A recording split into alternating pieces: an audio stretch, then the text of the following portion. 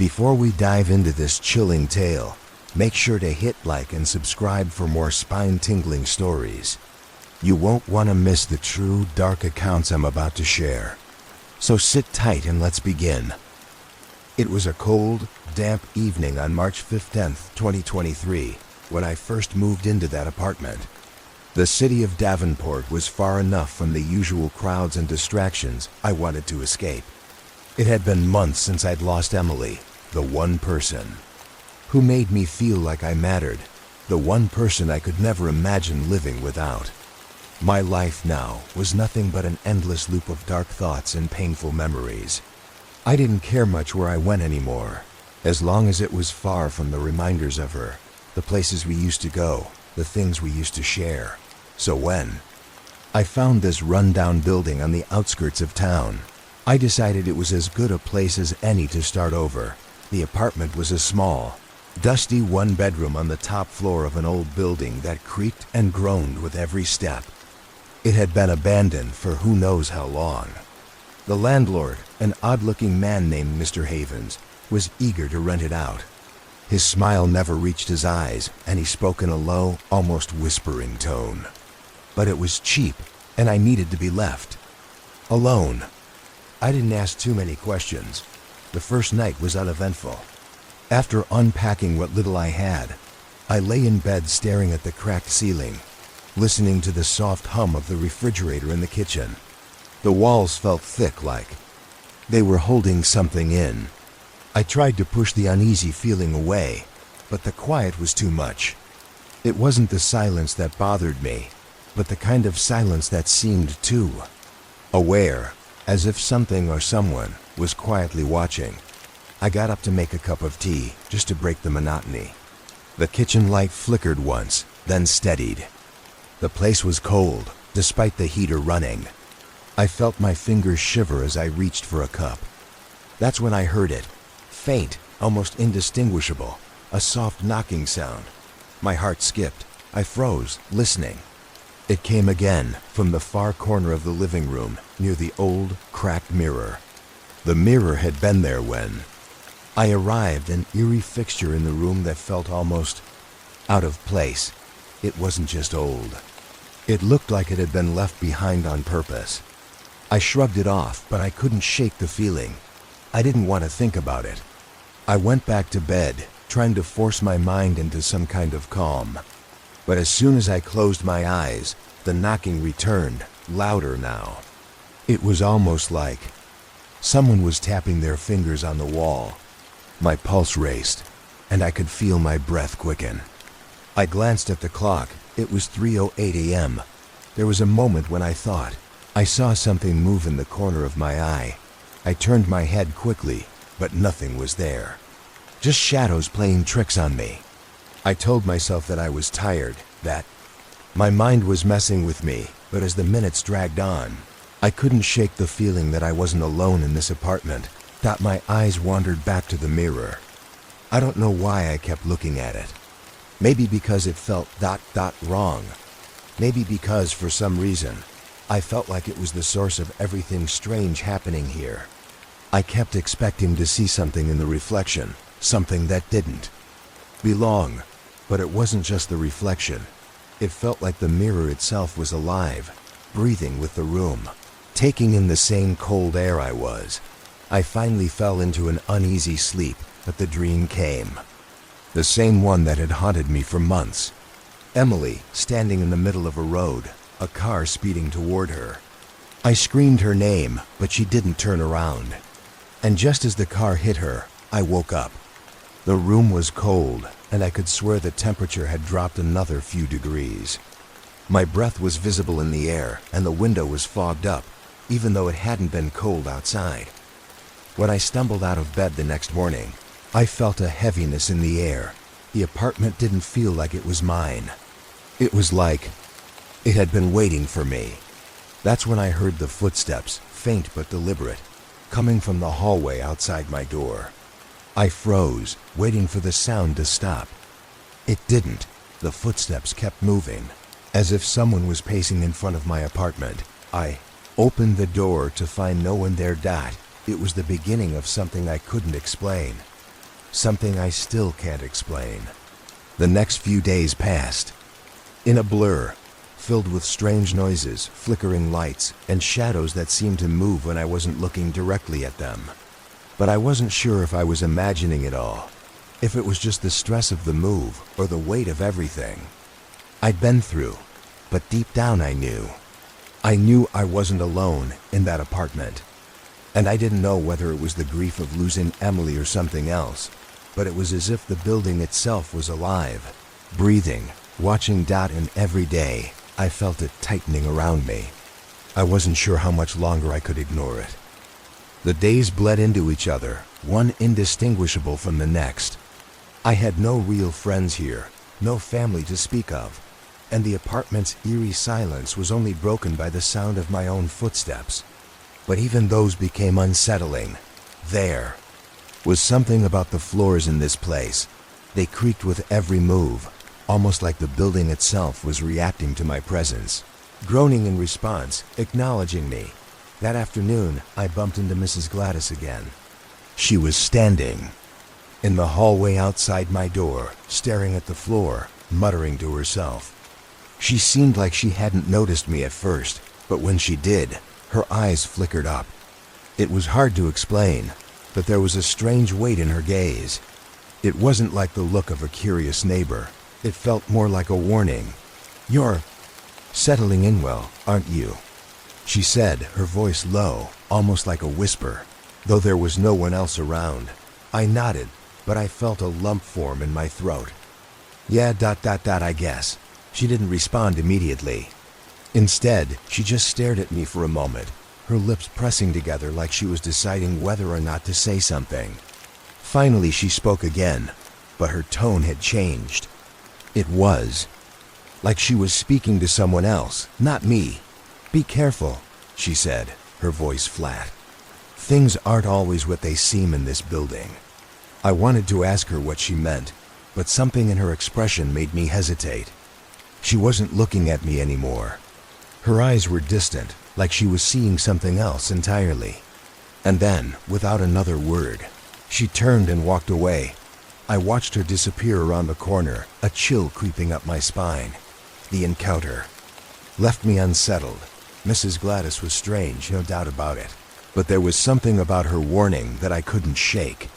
It was like she knew something I didn't, something that had been hidden in this place for years. Later that evening, I tried to ignore the strange feelings creeping up again. The apartment had its quirks, strange noises, the way the walls seemed to pulse with some unseen energy. I could deal with that. But as I moved around the apartment, I couldn't ignore the feeling that something was off, like I wasn't alone. Even though I was the only one there, I went into the kitchen to make something to eat, the same routine I'd gotten into. But as I opened the fridge, I noticed something I hadn't before. A small scrap of paper, wedged between two containers. I pulled it out, curious, and unfolded it carefully. It was an old, yellowed note, written in a neat, slanted handwriting that looked like it belonged to someone much older. "They never leave. No one ever leaves. You're next." The message sent a jolt of cold through me. My hands trembled slightly as I held it, the words staring back at me in stark, terrifying clarity. I couldn't explain why, but I felt a cold sweat prickling on the back of my neck. I was sure no one else had been in the apartment. I'd locked every door before going to bed. But the message, it felt like it had been waiting for me, placed there intentionally. My heart pounded in my chest, and for the first time, I wondered if I was losing my grip on reality. Could I have written it myself? No, the handwriting didn't match mine, and I didn't recognize the paper. Suddenly, the apartment felt much smaller, the walls closing in on me. I shoved the note back into the fridge, slamming the door shut as though that might somehow make it go away. I turned to leave, but that's when I saw it. The mirror. It wasn't just the way it looked at me. It was the way the light reflected off its cracked surface. The edges seemed to warp, bending unnaturally as if they were alive. I couldn't explain why, but I couldn't tear my eyes away. For a moment, I swore I saw a figure standing in the reflection, tall, dark, and vaguely human. I blinked, and the figure was gone. But the air in the room had changed. It felt thicker, colder, like something was standing just behind me. I turned quickly, but there was nothing there. Only the emptiness of the room, the cold walls staring back at me. I tried to brush it off as exhaustion. Maybe I was just seeing things, or maybe it was the stress of the move. But something about that mirror, it haunted me. I couldn't shake the feeling that it was watching me, that it knew something about this place that IDN single quotes to dot later that night. I lay in bed, wide awake, staring at the ceiling. The whispers returned, faint, barely audible, like the wind carrying voices I couldn't quite understand. At first, I thought it was the building settling. But then, the whispers became clearer. They were calling my name, soft at first, then louder, more insistent. I sat up in bed, heart racing, my breathing shallow. The whispers were coming from the hallway. I held my breath, listening, but they stopped just as quickly as they had started. I wasn't sure what to do. Should I investigate? Should I call for help? I wasn't sure what was worse, the idea of checking and finding nothing, or checking and finding something I couldn't explain. But when the clock struck 3:08 a.m. again, I knew I couldn't stay in that bed anymore. I got up slowly, my legs heavy as if I were walking through water. I crept to the door, my hand trembling as I reached for the handle. But before I could open it, I heard a sound. The faintest of knocks, just like before. It was coming from inside the apartment this time. I stood frozen by the door, my breath caught in my throat. The knock came again, slow, deliberate, like someone was tapping their fingers on the wood. It wasn't coming from the hallway anymore. It was coming from within the apartment. The sound echoed through the empty space, and I could feel the weight of it pressing in on me, thick and suffocating. I tried to move, but my legs felt like they were made of stone. The silence that followed the second knock was almost worse than the sound itself. I waited, my ears straining for any other noises, but there was nothing. Just the deafening silence of the apartment. The air was colder now, a biting chill that seemed to seep through the walls and into my bones. I could feel it, a presence. Something was here. Something was waiting. But what? And why? I couldn't understand it, but I couldn't ignore it either. It was like the apartment had become alive, responding to my fear, feeding off it, without thinking. I grabbed the nearest thing, a broom I had left leaning in the corner, and slowly approached the source of the knock. I knew it was stupid. I knew I should have stayed away, but the need to find out what was happening, to prove to myself that I wasn't losing my mind, was stronger than my fear. I walked down the narrow hallway, every step feeling heavier than the last. The light above flickered, casting long shadows on the walls. I could still hear the faint hum of the refrigerator in the kitchen, but it was like everything else had gone silent. Every creak, every sigh of the building, gone. The knocking stopped as I reached the living room, but I didn't feel any better. In fact, the stillness was worse.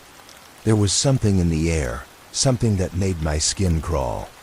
I stepped forward, my eyes locked on the cracked mirror hanging on the wall. I don't know what made me look at it, but as soon as I did, I felt a wave of nausea. The reflection didn't look like my room. It didn't look like the apartment at all. It was distorted, like something was warping the image, twisting it into something that shouldn't be. I blinked, and for just a split second, I saw something move in the reflection. A figure. Tall, shadowy, with something like a hooded cloak. It was standing directly behind me.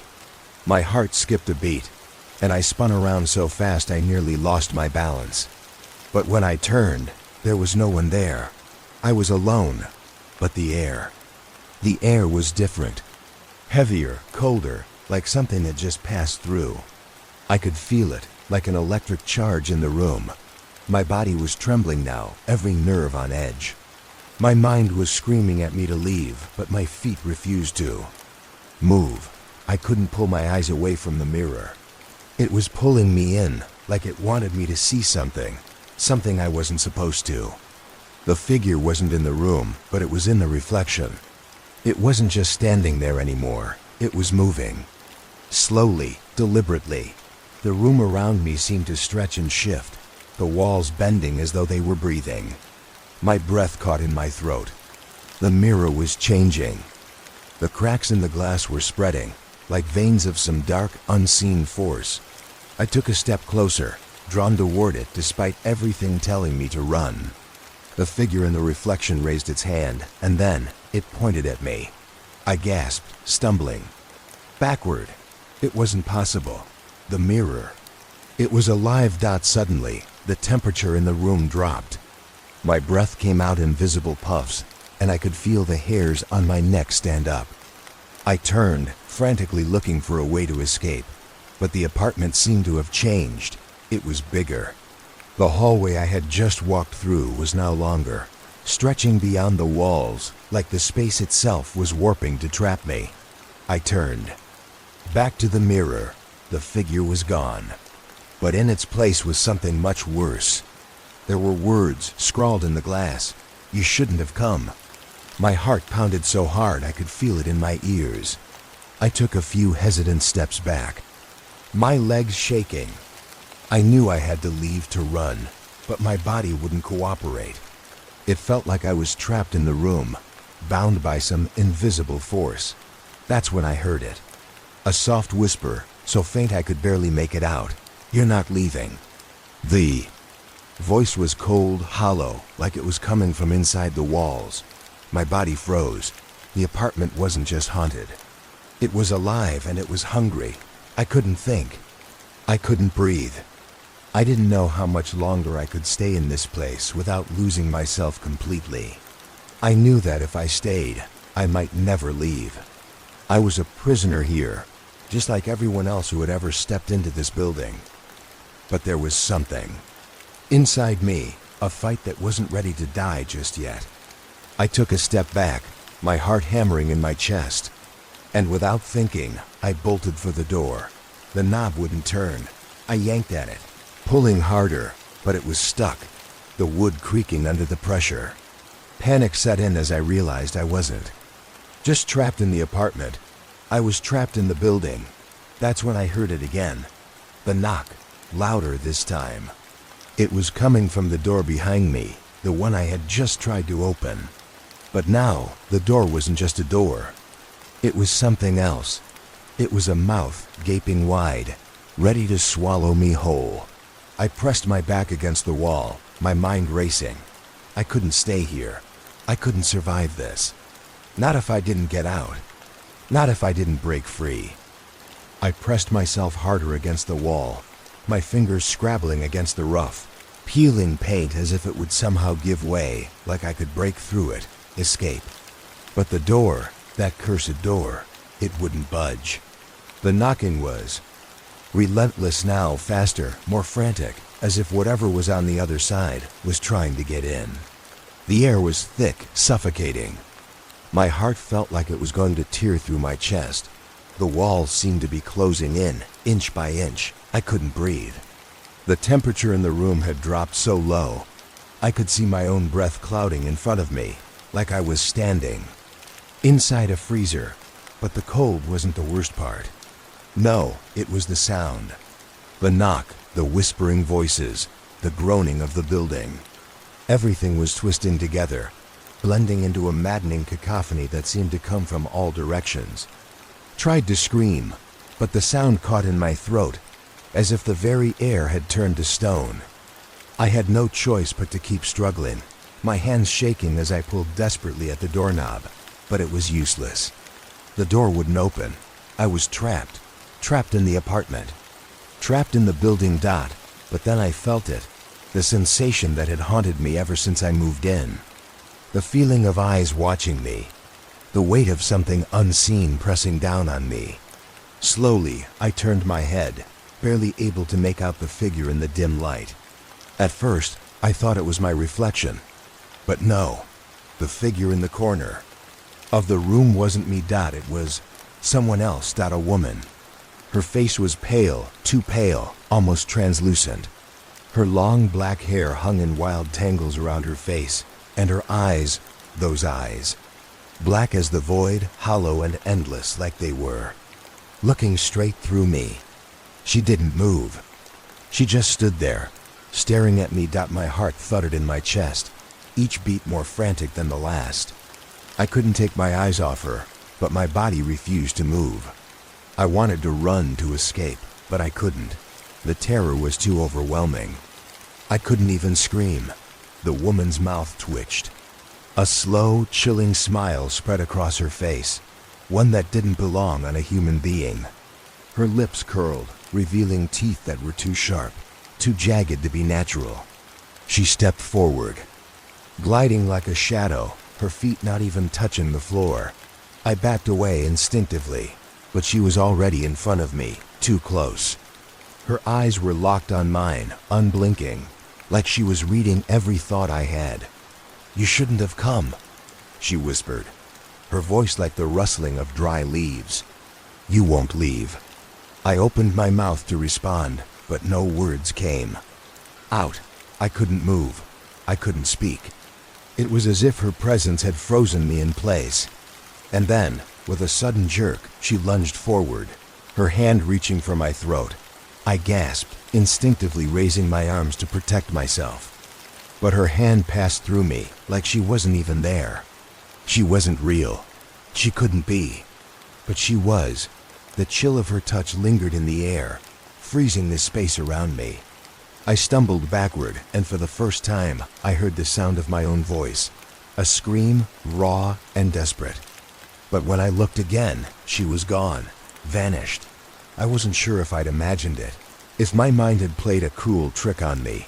But the coldness, the lingering sense of her presence, it was real. It was undeniable. The knocking resumed, louder. This time, as if mocking me, taunting me for even considering escape. I couldn't stay here anymore. I had to get out. But where? The apartment was a labyrinth, the walls closing in with every passing second. The door wouldn't open, and I didn't dare to try another route. Every hallway, every corner of this place seemed to lead me further into the darkness. That's when I remembered the window. I had forgotten about it in my panic. The apartment was high up, the 4th floor, but the window could give me a way out. I rushed toward it, the walls stretching further as I moved, the building groaning like it was alive. I reached the window, but when I tried to open it, the glass was frozen solid. It wouldn't budge. My breath came in short, ragged gasps, and my hands fumbled in a frenzy to pry it open. The room was spinning around me now, the air too thick to breathe, the knocking still echoing, growing louder, more insistent. The temperature in the room was unbearable, but the cold from the window was unbearable in a different way. It was unnatural. It was as if the outside world was frozen in time. Then, out of the corner of my eye, I saw something. A shadow, a flicker of movement. It was in the reflection of the glass. I turned sharply, but the room was empty. No one was there. Yet, the feeling of eyes on me, that cold, suffocating feeling, had returned. Stronger than ever. I could hear footsteps now, slow and deliberate, coming from behind me. They echoed through the apartment, growing closer, closer, until I could feel them in the pit of my stomach. I spun around again, panic clawing at my throat. But there was nothing. No one. Just the stillness of the apartment. The silence. And then the door opened. I froze. The door, the one that had been locked, the one that had been pounding and shaking with unseen force just moments ago, was now wide open. I couldn't process it. There was no logical explanation. No one could have opened it. I hadn't heard anyone enter. My mind screamed at me to leave, to run, but my body refused to move. I just stared at the empty doorway, my heart hammering in my chest. The apartment seemed to stretch further now, the hallway beyond the door too. Dark to see clearly. I could feel the presence out there, lurking just beyond the threshold, waiting. The air grew thick, like something was pushing against the walls of the apartment, pressing in from all sides. The whispering had returned too, soft, low, barely audible, but unmistakable. It was coming from the hallway, from the darkened space where the door led. And then something moved. A figure, tall, cloaked in shadows, walking with a slow, deliberate pace down the hall. I couldn't make out any details, but the shape was unmistakable. It was there, real or not. It was coming toward me. My breath caught in my throat as I took a step back, my legs trembling. "Who's there?" I tried to shout, but my voice was a hoarse whisper. It barely left my mouth, swallowed by the oppressive weight of the apartment. The figure didn't respond. It just kept moving forward, one step after another, its presence swallowing the space around it. With each step, the air grew colder, heavier. The knocking, now deafening, began again, as though the very walls were alive. Shaking with anticipation, I wanted to bolt, to flee to safety. But I was rooted to the spot. My body felt paralyzed, caught in the grip of whatever dark force had taken over this place. The figure was close now, close enough that I could see the faint outline of it in the dim light. Its cloak fluttered unnaturally, almost like it was alive, moving of its own accord, rippling as if caught in an invisible wind. I couldn't see its face, but I could feel its eyes on me. Cold, empty eyes that seemed to pierce right through me. I tried to back away, but my feet wouldn't obey. The floor beneath me seemed to twist, the shadows stretching in ways they shouldn't. It was like the whole building had come to life. The walls, the doors, the floor all conspiring to keep me here, to trap me. The figure stopped just in front of me, still as a statue. It was taller than any person I had ever seen, its form dark and indistinct, as if it existed only in the space between the light and the shadows. There was something deeply wrong about it, like it shouldn't exist, but here it was, standing before me, undeniable. "You shouldn't have come." The voice came out of nowhere, harsh and cold, like ice scraping against metal. It wasn't the voice of a person, but something far older, something that had lived in this place long before I ever stepped foot inside. The words echoed through the apartment, bouncing off the walls, vibrating the air. I had no choice. I whispered back, my throat dry, barely able to speak. I had to live somewhere. The figure didn't respond. Instead, its hand, long and bony, the fingers like twisted branches, reached toward me. I wanted to move, to dodge, to run, but I couldn't. I felt its coldness before it even touched me, a biting chill that ran through my body like 1,000 icy needles. It gripped my arm with terrifying strength, pulling me toward it. The touch was nothing like human skin. It was colder, sharper, like a hand made of ice. I tried to scream, but no sound came out. My body refused to obey, frozen in place. The figure's grip tightened, its fingers digging into my skin, sending waves of cold through me. "You will not leave." The words were like a command, heavy with something ancient and powerful. I felt my heart racing faster than it ever had before. My thoughts were scattered, broken pieces of panic and fear. I was about to die. I was about to be consumed by whatever dark thing stood in front of me. There was no escape. No hope. But just as I thought the world was about to collapse in on itself, the figure released its grip. The room went deathly still. The knocking had stopped. The whispering was gone. Even the air felt still, suspended, waiting for something. I didn't understand. Was it over? Was it done with me? I looked down at my arm, where the figure had grabbed me. There were deep, red marks where its fingers had left their imprint, like they were burned into my skin. But there was no time to wonder, no time to think. The building was alive and it was getting ready to claim me. The door behind me slammed shut with a violent force, and the sound reverberated through the entire apartment. I spun around, but before I could react, the floor beneath me shifted. The building groaned, as if in response to some unseen command, the walls rattling with a sound that seemed to come from deep within the earth itself. I ran. I had no plan. No idea where to go. I just knew that I couldn't stay here. Not now. Not after what I had seen. The building was changing, warping, its very foundation shaking. It was alive, and I was its next victim. As I raced through the halls, the walls seemed to stretch further. The doors I passed were distorted, their handles slick with something I couldn't name. I was lost. Completely lost. I had to find a way out. But what if there was no way out? What if this was all part of the game? What if there was nowhere to run? My breath came in ragged gasps as I pounded through the corridors, desperate, panicked, but there was nothing in front of me but endless hallways. I turned a corner, and that's when I saw it, the staircase, the only way out. I didn't think. Twice, I ran toward it, my legs aching, my lungs burning, but I couldn't stop. Not now, not with the sound of the knocking, the whispers, the cold figure just behind me. I couldn't go back. The staircase was my last hope. It loomed ahead, a shadowy spiral leading upward into the unknown. I didn't care where it went, just that it took me away from the nightmare that had taken over this apartment. My legs felt like they were made of lead, but I forced myself to move, the sound of my breath ragged and harsh in my ears. I could still feel the presence behind me, the cold touch of the figure, its hollow eyes following my every move. The hairs on the back of my neck stood up, and every step I took felt like it might be my last. But there was no turning back now.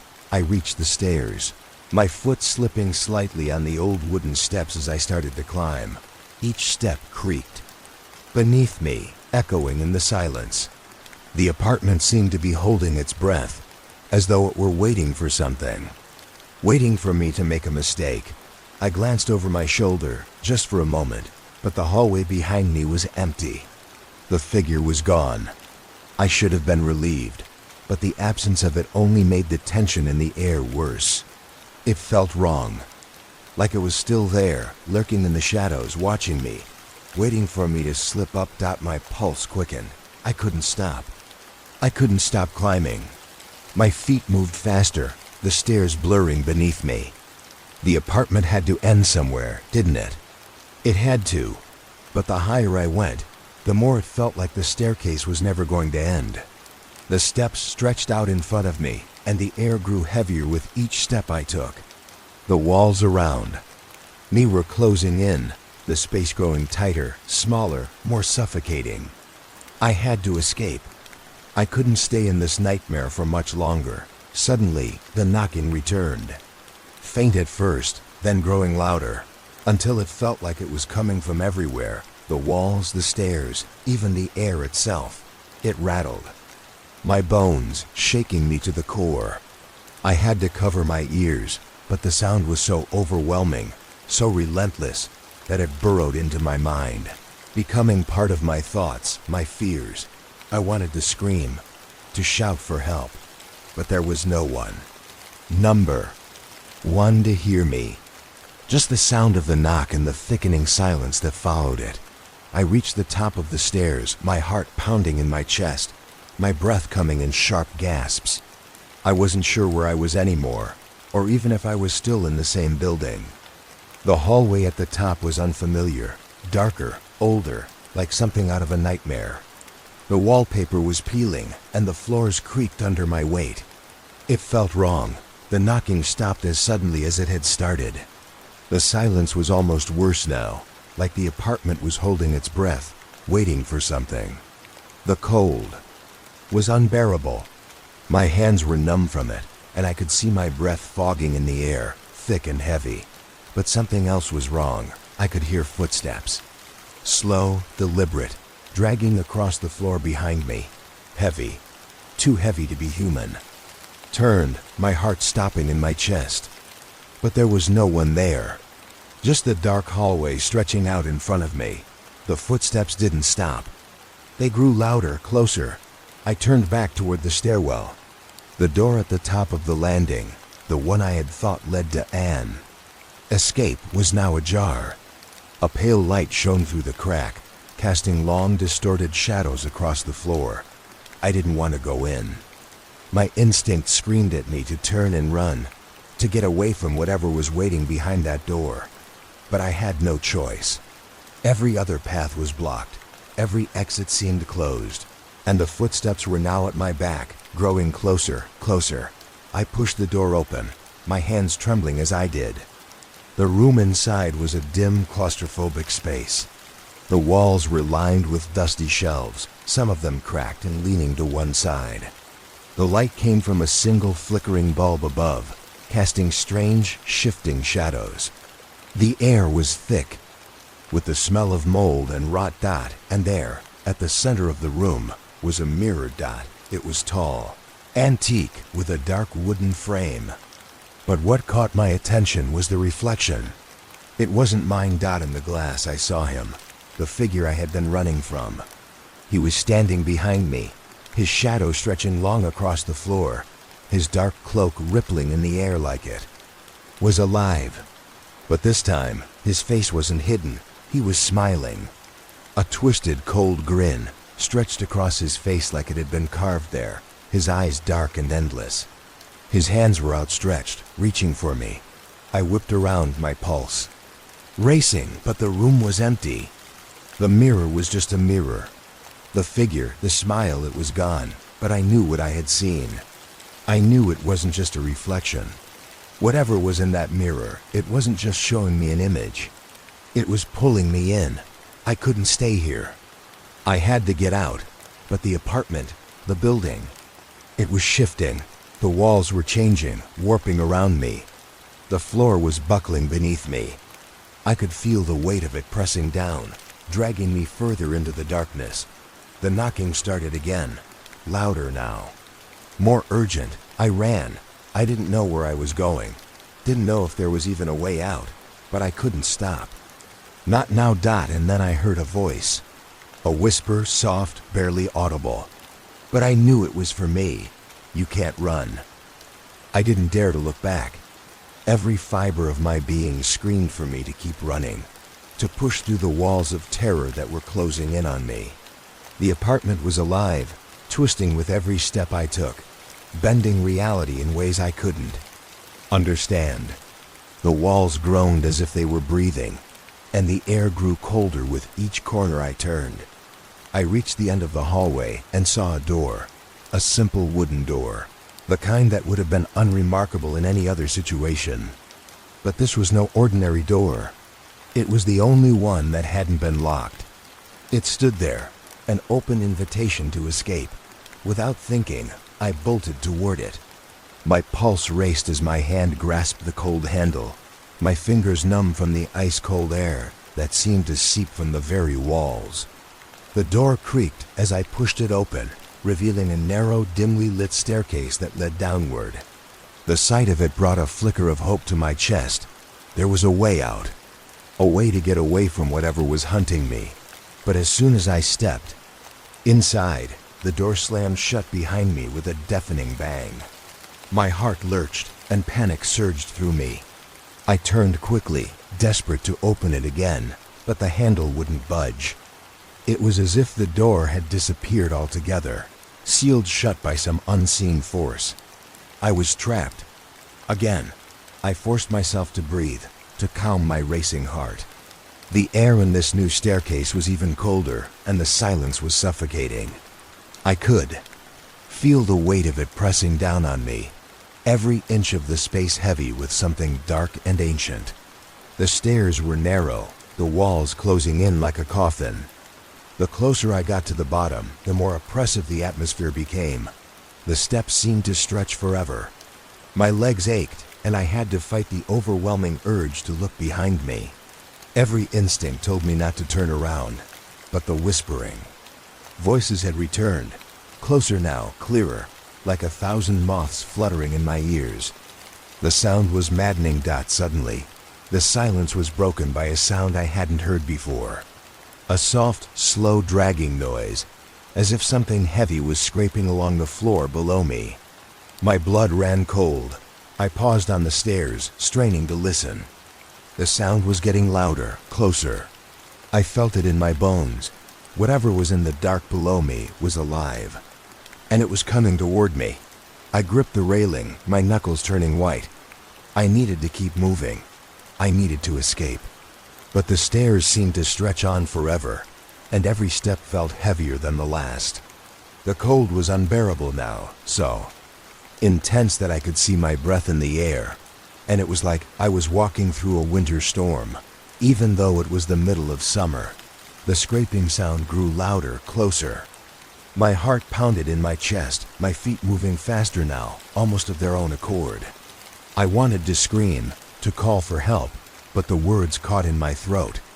The very air around me felt suffocating, as though it was pushing me down, trying to hold me in place. Finally, after what felt like an eternity, I reached the bottom. I stepped into a small, dimly lit room. The air was thick with the stench of rot and decay, and the walls were covered in mildew.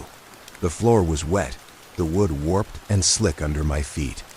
I wanted to run, but I couldn't see a way out, and then I saw it.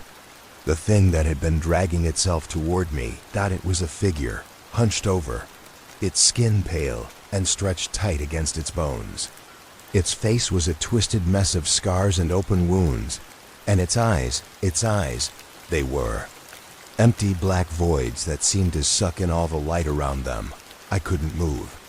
My body was frozen in place, my heart racing so fast it felt like it might burst from my chest.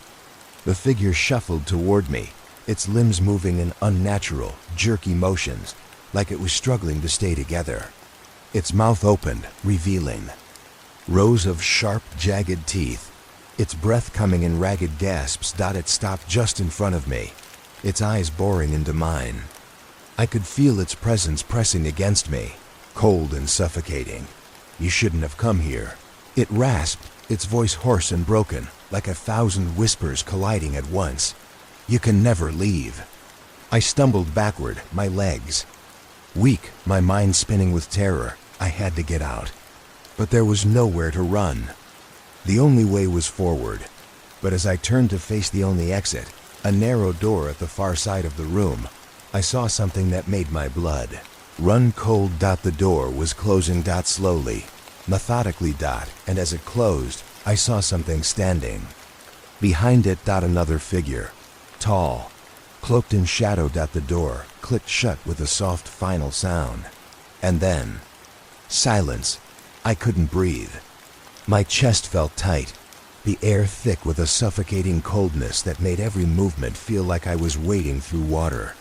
The room seemed smaller now, the walls closing in, and the shadows began to stretch, reaching toward me like grasping hands. The two figures stood motionless by the door, their presence so heavy it felt like the very atmosphere was pressing down on me, trying to crush me. I backed away from them, my legs unsteady, every instinct telling me to get out, to run, but there was nowhere to go. No exit. The door was sealed tight, and the only way out seemed to be past those two creatures. I didn't know how I had gotten here, or what had brought me to this point, but I knew one thing. I wasn't supposed to be here. This place was not meant for the living. The figure closest to me, the one with the gaping, empty eyes, began to move, slowly, its limbs jerking like a marionette being pulled by invisible strings. Each step it took was deliberate, calculating, and I could hear the sickening scrape of its feet against the wet floor. My heart pounded so loudly, I thought it might drown out the sound of its approach. It opened its mouth again, revealing those jagged teeth, but this time, no words came out. Instead, a low, guttural growl escaped from deep within its chest, a sound so inhuman it made my skin crawl. I turned and bolted, adrenaline flooding my veins, propelling me toward the farthest corner of the room. My mind was racing, looking for an escape, any escape, but there was nothing. Only darkness. Only the walls that seemed to pulse with the rhythmic beating of something monstrous. The figure behind me let out a high-pitched screech, its voice cracking, the air like broken glass. It was coming for me. I didn't dare to look back. I was too afraid. My hands were shaking, my feet stumbling, but I pushed on, through the thick, wet air, through the silence that hung heavy like a curse. There had to be a way out. There had to be. I reached a far wall, and in the corner of my eye, I saw something. A small crack in the wall. It wasn't much, but it was a glimmer of hope.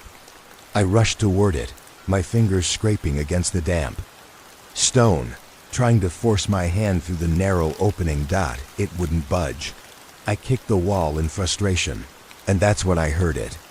A soft, quiet noise, almost like a whisper. I paused, my heart racing, straining to hear. "Come closer," it said, its voice distant but unmistakable. It came from the crack. I froze. It wasn't the same voice as before. This one was softer, almost soothing, like a gentle breeze in the dead of night. My mind screamed at me to ignore it, to get away, but my body was already moving. My hand reached toward the crack, and I pressed my fingers against it. Suddenly, the wall shifted. The stone groaned, the crack widening, just enough for me to squeeze. Through, I didn't think, didn't question it. I just pushed my way through, slipping into the darkness on the other side. The air was different here, cooler, fresher, but the darkness was deeper, thicker, more oppressive than ever before. I couldn't see a thing, but I could feel it, something watching, something waiting. I took a step forward, my breath held tight in my chest. The silence here was deafening. I could hear my own heartbeat in my ears. Every sound seemed to echo, magnified in the stillness. And then, in the distance, I saw it. A light dot at first. I thought I was imagining it, but no, it was real. A faint glow, flickering like a dying candle, just far enough away to make me wonder if it was an illusion. Had no choice. I had to move toward it. It was the only thing that seemed like it might lead to safety, or at least to something I could understand.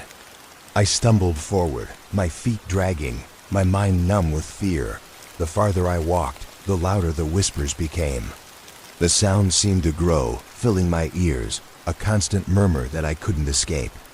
I couldn't tell where it was coming from, but it was everywhere, surrounding me. And then the light flickered again. But this time, something else flickered too, a figure, standing just beyond the light. It was hard to make out, but it was tall, hunched, like a shadow stretched long across the ground. My heart stopped. I tried to turn back, to retrace my steps, but the darkness around me had changed. The walls seemed to shift, twisting like they had a mind of their own, and I was trapped again. The figure stepped forward, its silhouette growing clearer as it approached. It was tall, too tall to be human, with long, thin limbs that seemed to stretch and twist with every movement. Its face was covered in shadow, but I could feel its eyes, cold, unblinking eyes that stared into mine with a hunger that made my blood run cold. "You can't escape," the voice said, cold and cruel, echoing in the stillness. "You're already part of it." I felt a sharp pain in my chest, like something was being ripped from me, and I screamed, a scream that was swallowed by the darkness, but I couldn't escape. I couldn't run. It was too late. The air was thick, heavy with the tension I could feel in every breath I took. My body was frozen in place, my legs too weak to move, my hands trembling at my sides.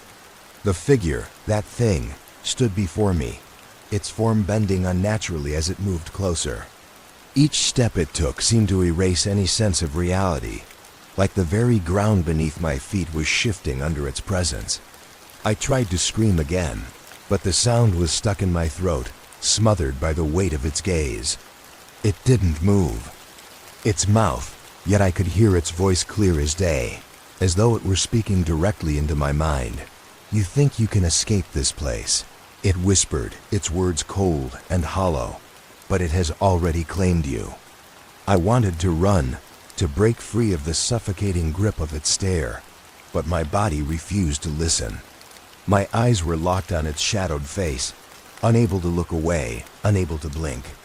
The darkness around us seemed to draw tighter, like a web closing. in, and I could feel it, the presence. It was here, in this very space, breathing with me. I had no choice but to face it. Why are you doing this?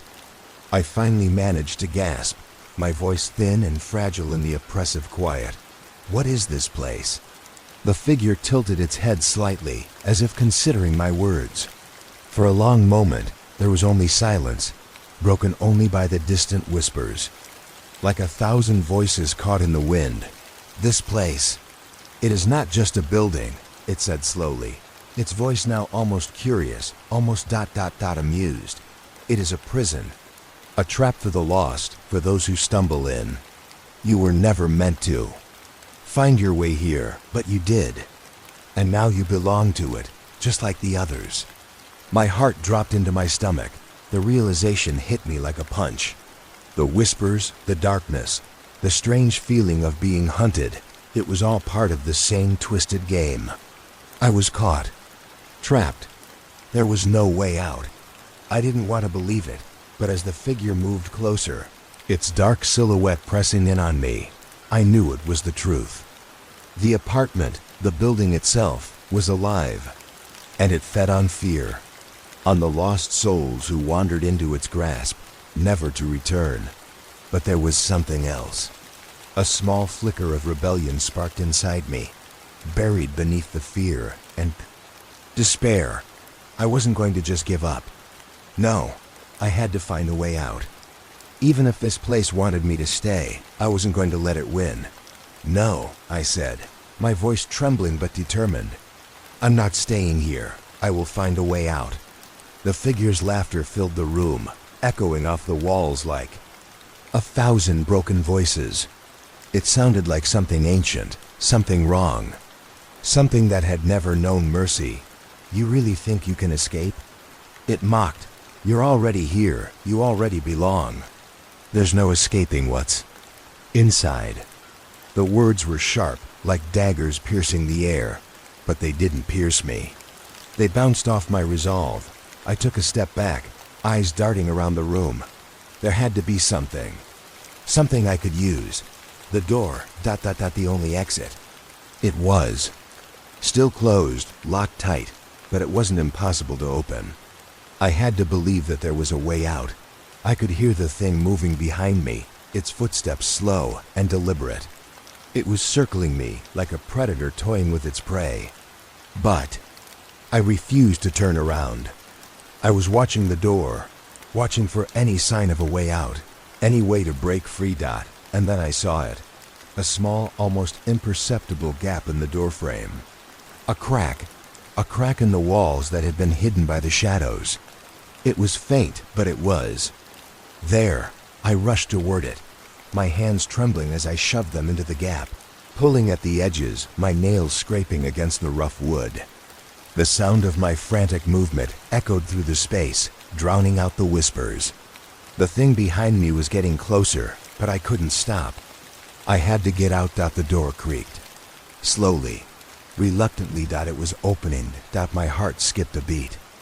As I pushed harder, my breath coming in gasps. The gap widened.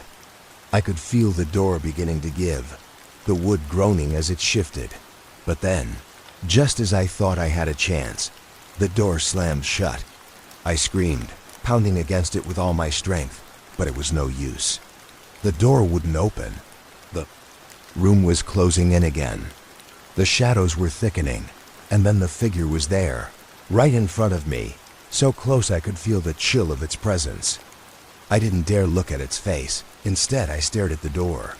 The crack, the way out. I wasn't giving up. I couldn't. And then I heard a voice. Soft, barely a whisper, but clear enough. Turn around. I froze. It wasn't the figure. It wasn't the whispers. It was something else. Something or someone familiar. I didn't hesitate. I turned, heart hammering in my chest. And there, standing just behind me, was someone I never expected to see again. It was me. Not the version of me I knew. Not the one with the fear and the panic and the desperate will to escape. No, this version was calm, almost too calm. His eyes, my eyes, were dark and hollow, drained of any emotion, like he had already given up. For a moment, I thought I was seeing a reflection of myself in some kind of twisted mirror, but the eerie stillness of the figure before me told me otherwise. This wasn't just a mirror image. It was just something else. "Who are you?" I whispered, barely able to force the words out. The figure didn't answer right away. It just stood there, watching me with an unsettling patience, as if it was waiting for me to figure it out. "You know me," it said finally, its voice identical to mine, yet somehow distant, hollow. It echoed in the room like the cold wind in an abandoned house. "You always have." My breath caught in my throat. This couldn't be happening. This wasn't real. This was just a trick of the mind, right? But the figure's gaze was unwavering, and in its eyes, I saw something I couldn't ignore. It was the same fear, the same desperation, the same need to escape. How are you here?" I managed, my voice shaking. My hands were trembling, my legs unsteady as I took a step back. "Why are you me?" The figure stepped forward, its movements slow and deliberate. It was like watching a shadow stretch longer, creeping toward me. The room seemed to shift with each step it took, growing colder, darker. The whispers in the air grew louder, as if reacting to its presence. "Because," it began, "you are already part of this place. This is your prison now, and you will never leave." My heart dropped, the words sinking into my chest like lead. It felt like I was suffocating, like the very walls of this place were closing in on me, trapping me. "No," I said desperately, shaking my head. "No, I'm not part of this. I'm not like you." The figure just smiled, a twisted, empty grin that stretched unnaturally wide across its face. "You already are." Before I could respond, the darkness around us grew deeper, as if it were listening, as if the entire building had just exhaled, and the very air I breathed became thick with something vile. I stepped back, my mind racing. I didn't know what to believe anymore. I had to get out. I needed to survive. "Stay away from me," I yelled, my voice trembling with a mix of fear and anger. The figure's smile widened further, its eyes glowing faintly in the dark. "You think running will save you?" it taunted. "You think you can escape yourself?" But there was no more time to question. I couldn't stay in this room, couldn't let it get closer. I turned and ran. I didn't know where I was going, didn't care. I just had to move. Every step felt like I was moving deeper into the unknown, the silence wrapping itself around me like a heavy cloak. The darkness felt alive, like it was feeding on my panic, growing stronger with every second. The whispers were louder now, more frantic, as though they were begging me to stop, to turn around. But I couldn't. I couldn't risk it. I couldn't risk facing that version of me again. I rounded a corner, finding myself in another hallway, what I hadn't seen before. The apartment was a maze. It twisted and turned on itself, stretching its corridors into infinity, a nightmare that kept folding in on itself. I could hear footsteps behind me, slow, deliberate. I glanced over my shoulder. It wasn't the figure anymore. It wasn't me, but it was something just as horrifying, a shape in the darkness, taller than a man, looming. Watching it move with the same unnerving slowness, its form shifting, warping as if the very air was bending around it. I knew I couldn't outrun it. There was no escape from whatever this was. I reached another door, a small rusted door at the far end of the hallway. It wasn't much, but it was something. I rushed to it, my hand fumbling for the handle, but the door wouldn't open. It was stuck. I turned the handle again, pulling with all my strength. And then, just as I thought it was over, the door creaked open. The cold air rushed into my face, but it was too late. I could hear the thing moving closer. The footsteps were growing louder, faster. It was right behind me. I dove through the door just as I heard it. A loud, Sickening crack. The door slammed shut behind me with a force that rattled the walls. I was in another room now. Another endless space. But this one was different. The walls were crumbling. The floor slick with something wet and sticky. And then I saw the figure. It was standing right in front of me. And this time, it wasn't just a shadow. It was real, a tangible thing. Its face was twisted, a grotesque mask of flesh and bone, its eyes bulging from its skull. It opened its mouth, revealing rows of teeth sharp and jagged, dripping with something thick and black. It was moving closer, and it wasn't alone. I tried to back away, my legs shaking uncontrollably, but the room seemed to press in on me from all sides. It was suffocating, the air thick and stifling, and the figure in front of me loomed larger with every passing second. I could hear the sound of its breath, wet and ragged, as if it were not entirely human. And in its eyes, I saw it. The hunger. It wasn't just trying to scare me anymore. It was hunting. I turned, looking for another escape, but there was nothing. Just walls that seemed to pulse with an unnatural rhythm, the faint whispers still echoing, only now they were louder. More urgent. They weren't just whispers anymore. They were voices, countless voices, all speaking at once, but none making sense. The thing moved closer, its feet dragging, the skin on its legs stretched thin, like it was made of something far more fragile than human flesh.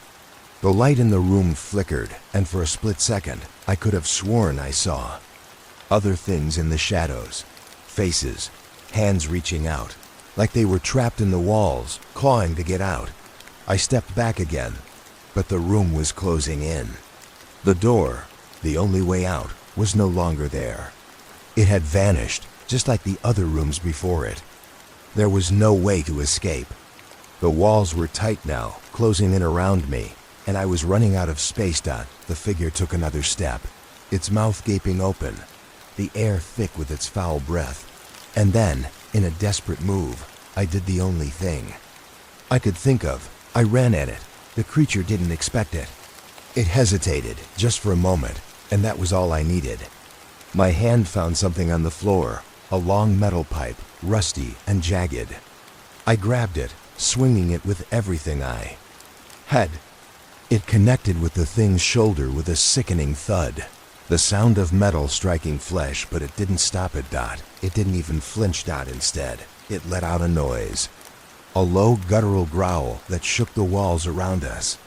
It was more than a growl. It was a command. A command that made my blood run cold. It spoke to the room, to the very darkness itself. And then the walls responded. I felt them. The walls around me seemed to ripple, like they were alive, like they were reacting to the creature's voice. Something shifted, and suddenly, the shadows moved, growing longer and twisting into forms. Twisted, broken forms that were barely recognizable as human. They were emerging from the walls like grotesque parodies of people, their limbs stretched, their faces frozen in horrific expressions. I didn't wait. I swung the pipe again, this time aiming for the creature's head. But it was fast, too. Fast. The thing darted out of the way, its movements unnervingly smooth, almost fluid. In one swift motion, it grabbed my arm, its fingers digging into my skin like claws. Pain shot through my body as I struggled, trying to break free. The thing's grip was unyielding, like iron. Let me go.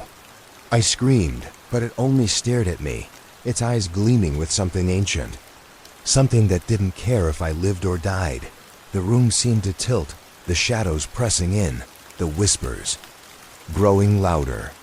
And then, in a moment of clarity, I realized something. The creature wasn't trying to kill me. Not yet. It was trying to break me. It wanted to break my will, to make me lose hope, to drag me down into the same darkness that had claimed everyone else. But I wasn't going to let it. I wasn't going to let it win. I fought with everything I had left, every ounce of energy. My other hand reached out, finding another object, a sharp shard of glass. I didn't think.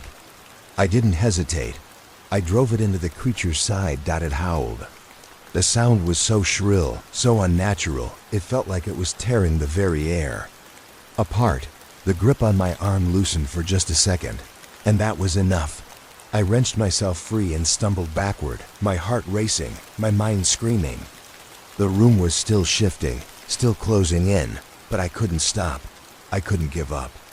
I couldn't be like the others. I ran. I ran blindly through the shifting, twisting hallways that seemed to stretch on forever. The creature was still behind me, but I didn't look back. I couldn't. The whispers were growing, filling my ears, calling my name. They were louder now, desperate, pleading, like they were begging me to stop. But I kept running. Finally, I reached another door. It was just like the others, worn and old. But this time, it was different. I didn't hesitate. I grabbed the handle, yanked it open, and threw myself inside. I slammed the door shut behind me, gasping for air. I could still hear the creature outside, but it wasn't getting closer. It was just waiting. I turned around, finally allowing myself to catch my breath. But as my eyes adjusted to the dim light of the room, I froze. It wasn't a room, it was a cell. A tiny, suffocating space with no windows, no doors. Just stone walls closing in on me. And in the center of the room, I saw it. A mirror. I didn't want to look. I didn't want to face it. But something in me, some part of me, made me step closer. And when I did, I saw myself. But it wasn't me. Not anymore. The reflection in the mirror was no longer human. It was empty. Hollow eyes stared back at me. A twisted smile stretching across a face that wasn't mine. And then, the reflection spoke. "You've been here all along." The words echoed in my mind. "You've been here all along." My breath caught in my throat and the room spun around me. I couldn't breathe. I couldn't think. My body felt like it was being crushed under an invisible weight. I stared into the mirror, frozen, as the reflection grinned back at me, that twisted, hollow smile widening. The face was mine, but it wasn't. It was something else. Something broken. I backed away, shaking my head, trying to turn away from the reflection. But the mirror didn't let me go. It was pulling me in. My feet dragged against the floor, as if the very room was fighting me, keeping me from escaping. "You can't run," the reflection whispered, its voice now coming from all around me. "You never could." I turned, desperate to find a way out. But there was no door, no window, no escape. Just the walls. They were closing in again, shifting, warping. I felt trapped in an endless loop, a cage with no bars. No, I whispered to myself, backing into the corner of the cell. This can't be happening. This isn't real. But the reflection didn't let me deny it.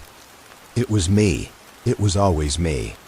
I had been here all along, hadn't I? The whispers had been mine. The fear. The desperation. It had always been inside me. Suddenly, I felt something sharp, cold, against the back of my neck. The figure was there. The creature. The thing that had been chasing me. It was right behind me. I couldn't even turn around to face it. My body was locked in place, my muscles refusing to move. But I could feel it, its cold breath on my skin, its presence looming, filling the room. "You're not escaping," it whispered, its voice a hollow rasp that made my blood run cold. "Not anymore." The room felt like it was closing in tighter, the walls pressing against me, the darkness swirling around. The figure's breath was growing heavier, its fingers cold and sharp as they brushed against my skin. I was paralyzed. I couldn't move. I couldn't breathe. The fear in my chest tightened like a vice. And then, the reflection in the mirror spoke again. "You think you can escape the dark?" it taunted. "It's already inside you. It always has been." I wanted to scream, to break free, but it felt like the very air was suffocating me. The walls seemed to close in faster, and the whispers grew louder. They were no longer whispers. They were screams. Screams of the lost souls, trapped in this place for eternity. You are one of them now, the reflection said, its grin stretching. Wider, impossibly wider, and you will never leave. I shook my head, my eyes squeezed shut. I couldn't listen. I wouldn't. I had to fight. I had to survive. With a burst of desperate energy, I shoved my hands into the darkness, reaching for anything. My fingers brushed against something cold. A metal handle. I yanked it, not knowing what it was, but hoping it would give me something. And then, with a screeching noise, the wall in front of me shifted. The darkness parted just enough for me to see a narrow crack. A door. I didn't hesitate. I ran. I could hear the creature behind me, its footsteps growing louder as I rushed through. The narrow opening into the next hallway. It was dark, too dark. But I kept running, every footstep echoing in my ears. I had no idea where I was going. I didn't care. I couldn't stop. I couldn't let it catch me. I had to keep going. The walls were shifting again, warping with every step I took. The air was thick with the smell of decay, of something old, something dead. The whispers were louder now, 1,000 voices calling out to me, urging me to stop, to surrender. But I ignored them. I heard the creature's growl behind me, closer now. I could feel the vibration of its steps shaking the ground beneath me. It was getting faster, angrier. My heart was pounding in my chest, my breath ragged. I couldn't keep this up. I was running out of time, and then out of nowhere I stumbled. My foot caught on something in the darkness, and I crashed to the ground. I scrambled to my feet, but it was too late. The creature was there. Its cold fingers gripped my arm, pulling me toward it. I tried to fight, but it was too strong. I turned, desperate, and I saw the reflection again, but this time, it wasn't in the mirror, it was behind the creature, standing in the dark, watching me. It was me. You'll never escape. The reflection whispered, its voice like nails on a chalkboard. You're already part of this place, part of me. I didn't know what it meant, but I didn't have time to figure it out. The creature was pulling me closer, its twisted face inches from mine. I could feel its breath on my skin, icy and rancid. Suddenly, I had an idea. A wild, desperate idea. I pulled my arm free from its grasp and lunged for the shard of glass I had used before. My fingers found it, slick and sharp. I gripped it tightly, swinging it toward the creature's face. The glass pierced its skin, and it screeched, a high-pitched, unnatural sound that seemed to tear through the very air. But it didn't stop. Instead, the creature's form twisted, like it was melting, its body collapsing into shadows. And then, the shadows rushed toward me. I felt them pulling at me, wrapping around my limbs, dragging me down. But I wasn't done yet. I wasn't going to let it win.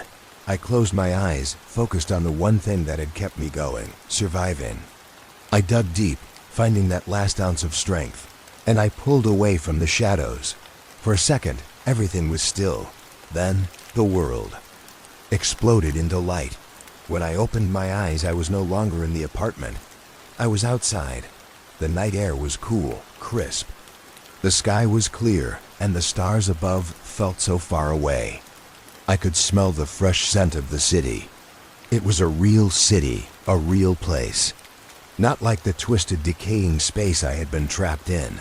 I staggered to my feet, breathing heavily, my heart still racing. I looked around, taking in the world around me. It was real.